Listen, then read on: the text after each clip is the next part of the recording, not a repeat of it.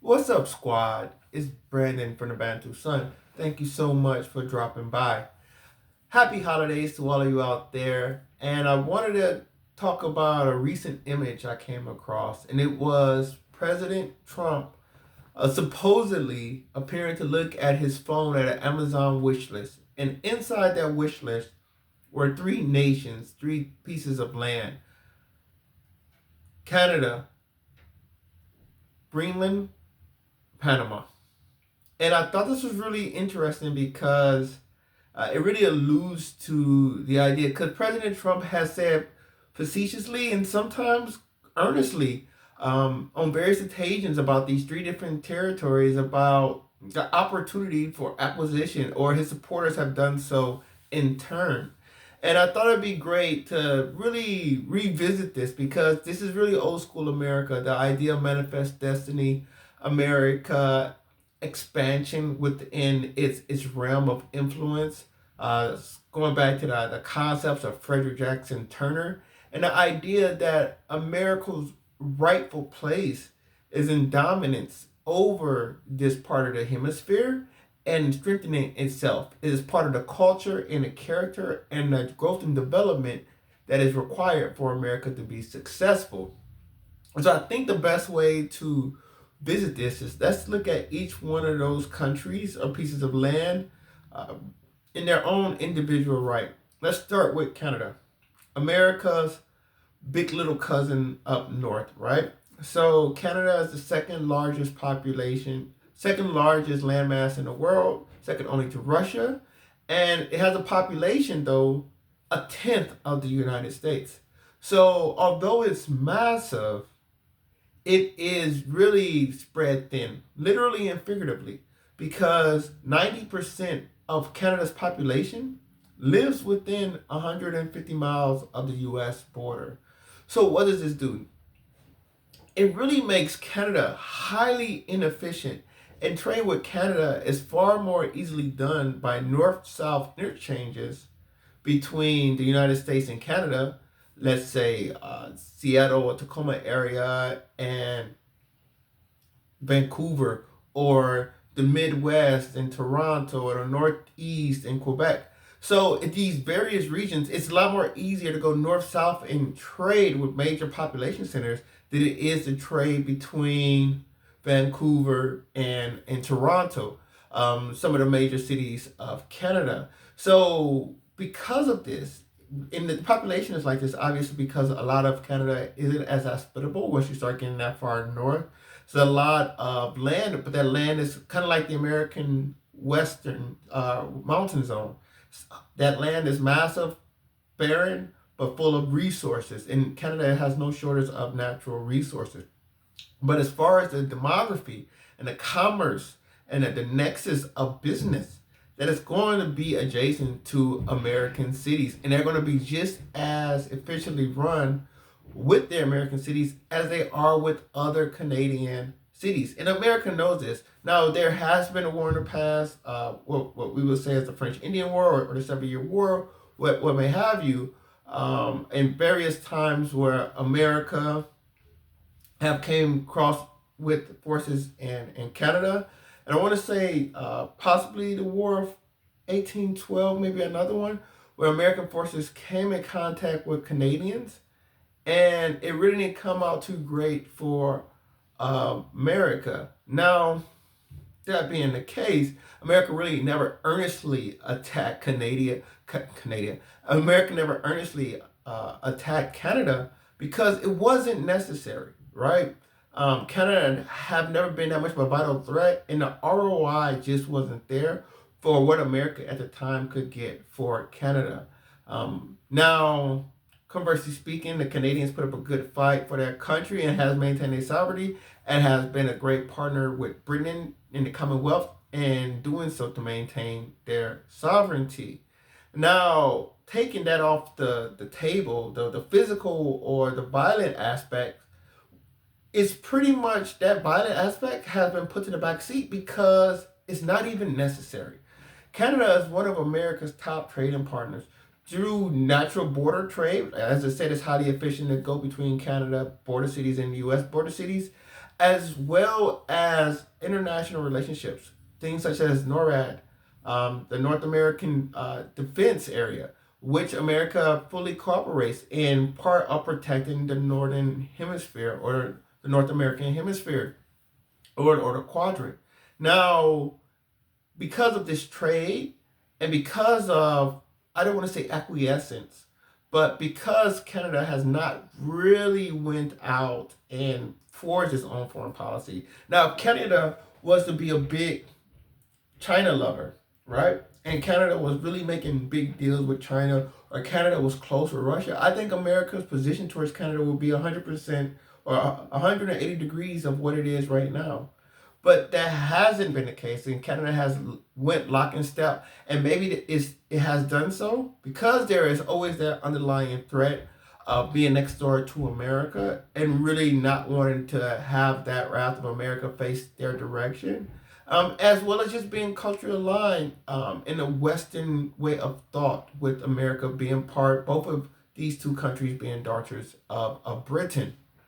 So Canada is America's de facto ally, is de facto sibling, and America in turn, with Canada's small population, America in turn kind of offers Canada an inherent defense. Canada never has to worry about invasion because America will never let a foreign country conquer Canada uh, because of its proximity to itself. So Canada kind of gets to be a loafer on the defensive side of things because they know America's always going to have its back.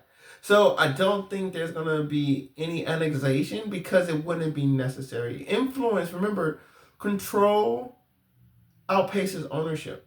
So we assume that ownership derives control. But if you can control without owning, you get all the benefits with none of the drawbacks. So, and I think that's the strategy America's taking with Canada. Big on influence, low on control. If you govern it, now you have to control it. And that's going to take a lot of patience and a lot of resources in dealing with backlash. But if you can sit in the sidelines and just point your fingers and things get done, that's a big ROI. Okay, now let's go ahead and go to Panama. Panama is a very, very interesting country.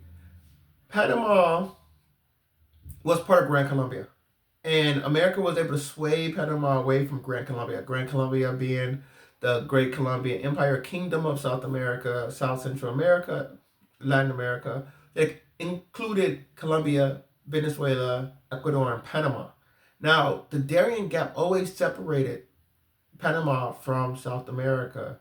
And in doing so, Panama had a lot of independence, or they kind of felt outside the reach of Grand Colombia.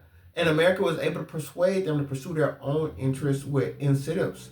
And Panama left Grand Colombia, that union of Grand Colombia, and searched for their independence. And of course, there was, so going back and forth, but America was able to acquire Panama sort of as a protectorate, and America was able to exercise immense influence within the country. It schooled that it trained a lot of its military leaders of Latin America, WIMSEC, the Western Hemisphere Institute for Security Cooperation, also known as School of the Americas, that was based in Panama. It's a school that trained many of the military elites of Latin America and other countries, trained by American leadership. So, of course, Panama eventually got its own independence, but America has always had this American zone, this American influence within Panama. Panama is pivotal for Americans' operation because of the hemispheric aspect, or the continental aspect of America. You have the East Coast on the Atlantic Ocean and the West Coast in the Pacific. And the most efficient way of travel, of course, is by sea. It has the highest ROI. And the fastest way to get between the East Coast and West Coast of America by sea is through the Panama Canal.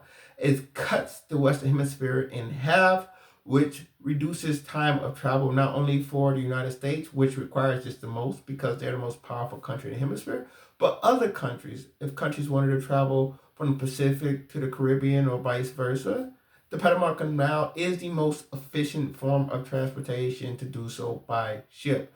This is vital to American interests. That shipping lane that ties the east coast of the United States to the far off in a way west coast of the United States is vital. You could almost say it's part of the glue, the sinews that keep the United States together as one. Had America not had the ability to efficiently transport ships east to west coast, there may have even been at some time a partition of the country because the western part of the country could have felt extremely isolated or autonomous. This was always one of those threats when you thought about the Japanese, if the Japanese were ever to come or the Asians were to ever come to America and invade, is their ability, because of that mountain zone being so desolate and barren, the ability to be a buffer zone to a West Coast empire, a West Coast nation, independent of the East Coast. And this ability to have that Panama Canal allows the influence of the historic and cultural core of the United States, that from that Bosch-Wash corridor. It allows that industrial sector where 17% of U.S. population live to have that influence on the West Coast. Now, things have evolved over time, of course. Now, California is the big dog, the wealthiest state in the union. But the Panama Canal does a lot for the security and commercial progress of the United States. Now, of course, Panama it has turned into sort of a Dubai of the Americas, so to speak, an economic free zone, so to speak. And I don't think that America is looking to acquire Panama by that means. America has always kind of shied away from annexing Latin countries, whether you're talking about DR, Cuba, Mexico. They took part of Mexico, but it was kind of like the desolate part, the neglected part of Mexico, the northern part of Mexico, the desert part of Mexico. So, and it stopped there because it wasn't highly popular. So America has never really been keen on really annexing large Latin populations, or and some people can say for the cultural aspect, the religious aspect, etc., etc., etc. And of course, things are always changing, but I don't see that happening anytime soon. And then the last country on the list, Greenland. Now, this is a really interesting. Greenland is under the Kingdom of Denmark, and of course, Denmark being having this legacy of the North Arctic, being this homeland of the Vikings you have from Scandinavia and Denmark, and they traveled across these northern islands, whether that be the British Isles, Iceland, and Greenland. Greenland never really having a great population center, never really getting to the level to require independence. It's always kind of been given or taken ownership by Denmark for that place. But strategically speaking, Greenland is on the North American tectonic plate, and it flanks the air routes across the Arctic, especially from Europe to North America. And so Greenland is pivotal. And when I talk about America core being that Bosch-Wash corridor, historically speaking, you got Washington, D.C., you got New York City, and all those other major cities within there, Boston, Philadelphia, Baltimore. Like this area is subject to air routes from Greenland. Whoever controls Greenland has access, direct access, to punch America in the gut from a military airstrike point of view. So as a security concern, Greenland is very serious. And up to now, because it's been under the guise or protection of a NATO ally, it has not had much contest, but things have changed. And I really think it's interesting. I think obviously Trump is a leader who really goes extreme. And I think he has some outside the box solutions. They're outside the box for the 21st century, not for the 20th or 19th century. But it really be interesting to see how seriously he do try to pursue some of these bucket list items on his Amazon wish list, whether that's tighter relationships with Canada, whether that's taking more ownership of Panama, or just outright bribing Denmark to give up the goods in Greenland. So I'd love to hear your thoughts. Comment below if you have any insight. Like, share, subscribe if you enjoy the content. Until next time, take care. Bantu up.